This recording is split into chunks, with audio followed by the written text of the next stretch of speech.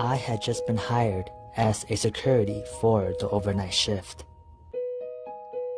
They said they needed more people to cover a new location. It was a store that had been closed down for years. I don't think anyone's been in there for a while. It was only a few weeks ago that I heard the store was getting remodeled and scheduled for a grand opening. It was a few days prior to the store's grand opening. My employers wanted everybody at the site to do a practice run just to make sure we all knew what we were doing. They had us check the commons area and the rooms nearby. We would finish checking each room by scanning a piece of magnet with our phones. Then we would go down to the corridors and check the many rooms connecting it.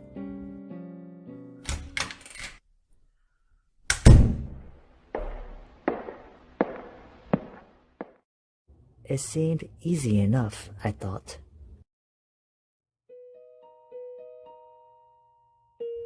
The day was finally here.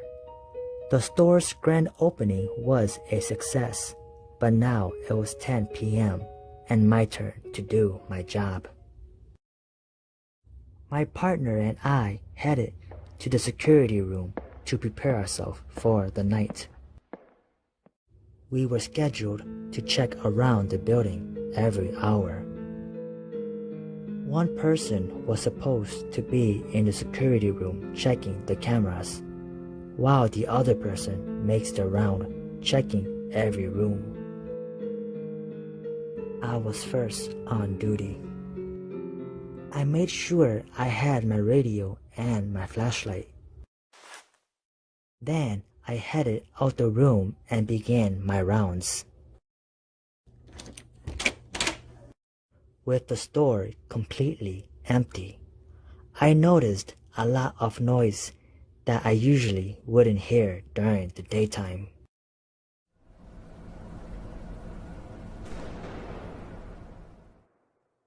I had just finished checking the commons area and the rooms nearby. Next up was the corridors.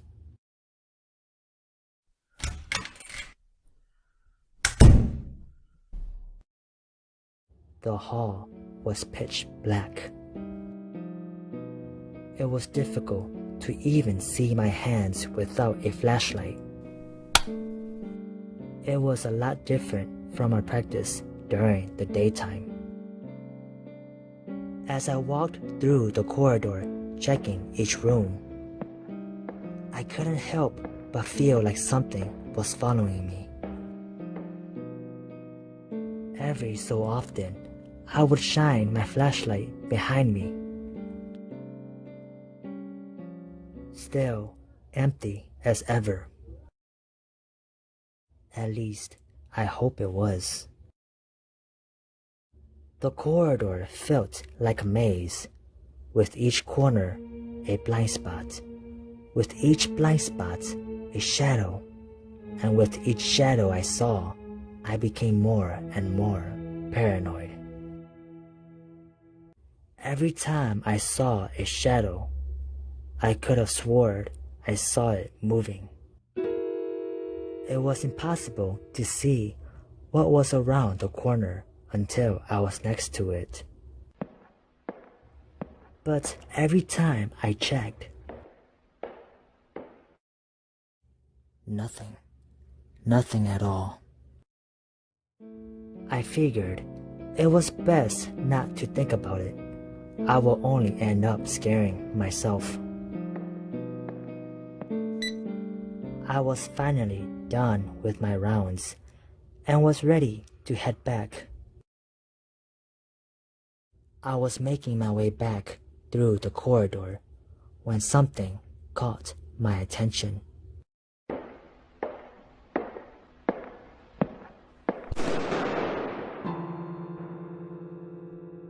The sound echoed through the dark hallway. My first instinct was to run. But then I remembered. It was my job as a security to go and investigate. The noise, it sounded like it came from the electrical room. I was walking towards the sound when I saw what seems to be a shadow running to a corner nearby.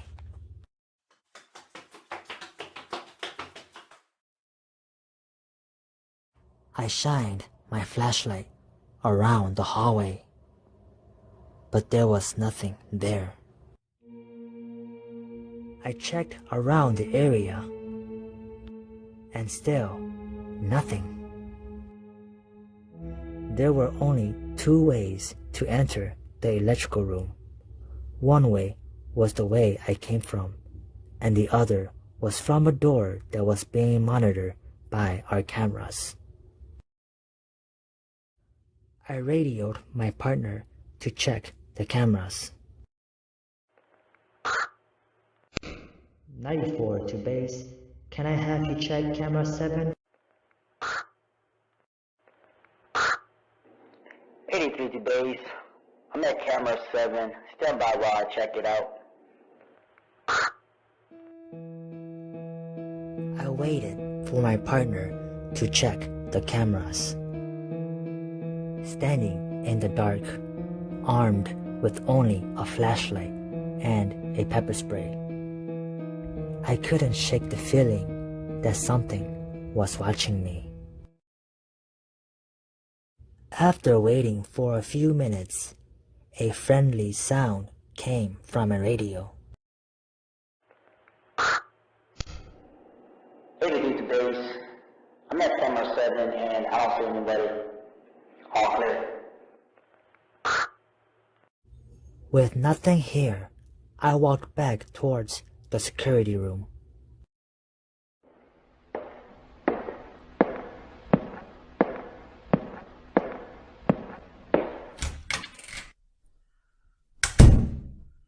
I was finally back. I told my partner about the loud noise I heard and about the shadows moving in the corridors. My partner was more experienced than I was. He has been a security for almost 6 years. He laughed and told me not to think about it too much. It was pretty common for our eyes to play tricks on us when we're nervous.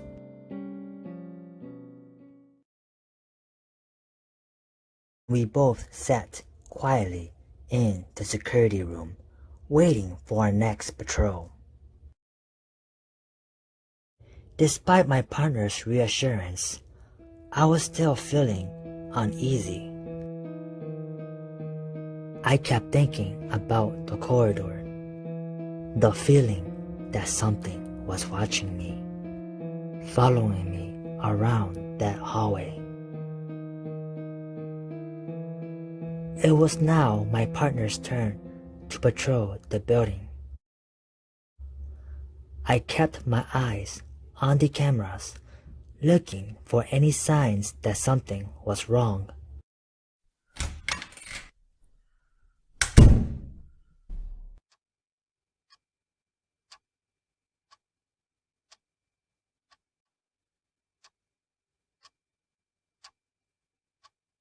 My partner was finally back.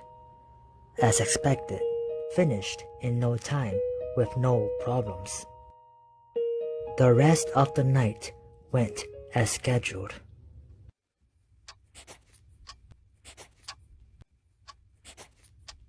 It was now 2 in the morning.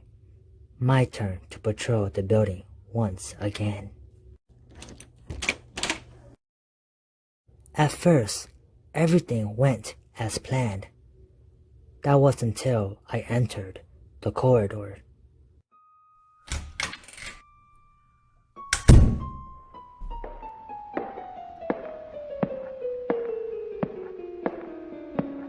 I don't know why, but the corridor gave me a really bad feeling. It seems like there was always a dark figure standing in every corner of that hallway. But every time I check, just like before, nothing was there. I was trying not to think about it, but for some odd reason, the more I tried, the more alive the dark figure seemed to become. I finished my patrol and headed back to the security room. We waited until it was 3 in the morning. It was now my partner's turn to patrol the building. And just like before, I went and sat by the chairs looking at the cameras.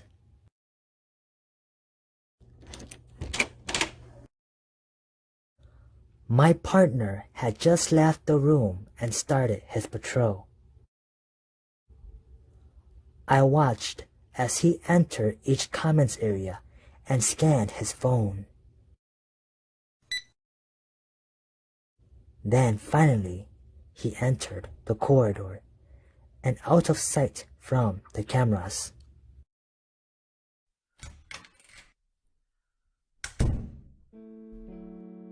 I silently sat on my chair, staring at the cameras.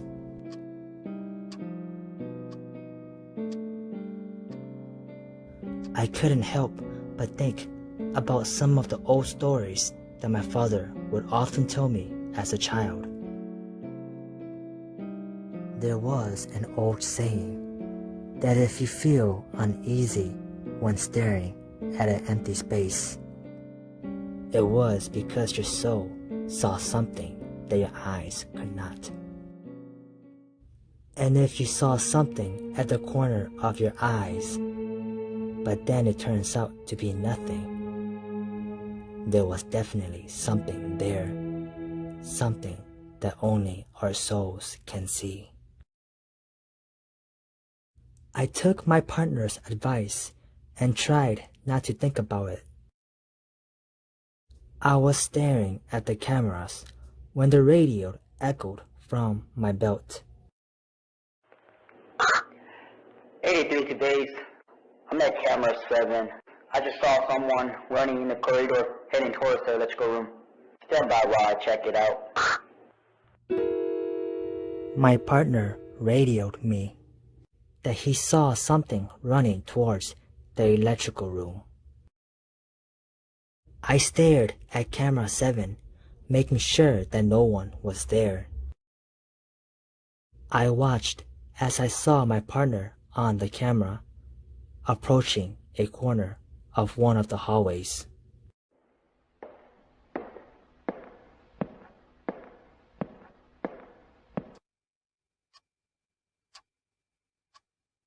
Suddenly, he stopped. While staring at the camera, he suddenly turned around and ran.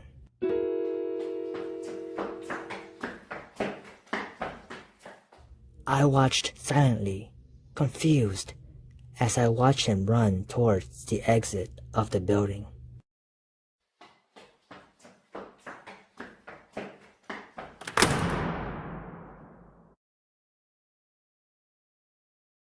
I was now alone. I stared at the cameras, trying to make out what had just happened. Suddenly, the cameras lost connection.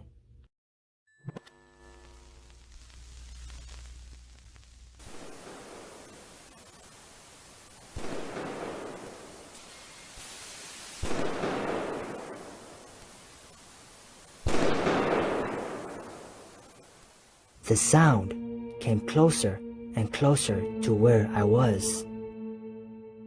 I quickly locked the doors and called the police. But for some odd reason, my phone wouldn't turn on.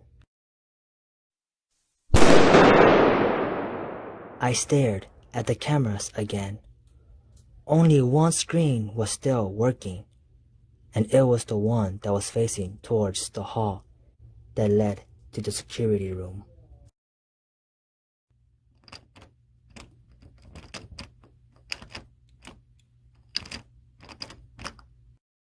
There was something trying to open the door. I looked at the cameras to try to see what it was, but no one was there. I sat there quietly, trying to hide my presence.